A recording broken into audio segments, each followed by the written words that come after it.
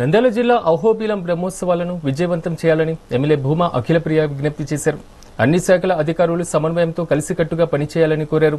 ఈ నెల 20 నుంచి అహోబిలంలో జరగనున్నటువంటి శ్రీ లక్ష్మీ నరసింహస్వామి యొక్క బ్రహ్మోత్సవాలకు సంబంధించి అధికారులతో కలిసి ఎమ్మెల్యే సమీక్ష సమావేశం నిర్వహించారు.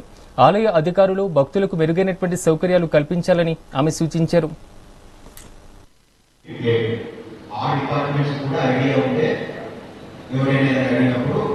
వాళ్ళకి ఇన్ఫర్మేషన్ పాస్ చేయడానికి కాబట్టి ఇది కూడా చెప్తున్నాం.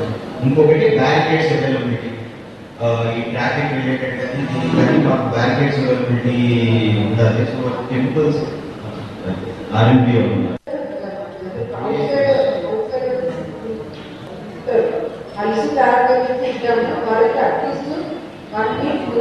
రెండో మీటింగ్ కన్నా ఎంతవరకు పనులు జరిగినాయి, ఏమేమి ఇంతవరకు ఏ డిపార్ట్మెంట్ వాళ్ళు ఎన్ని పనులు చేస్తారు, ఏమేమి చేశారు అనేది కూడా మనకు రివ్యూ మీటింగ్ జరగడం జరుగుతుంది.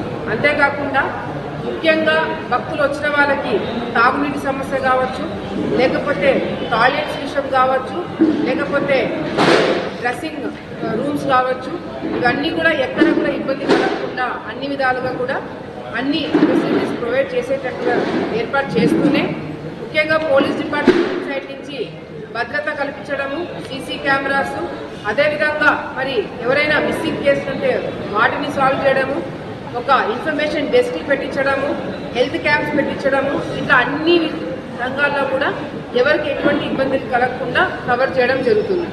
ముఖ్యంగా ఈ బ్రహ్మోత్సవాలు జరిగే టైంలో ఎక్కడా కూడా ఆల్కహాల్ తీసుకురావడం కానీ ఎక్కడ జరగకూడదని అది కూడా స్ట్రిక్ట్గా చెప్పడం జరిగింది.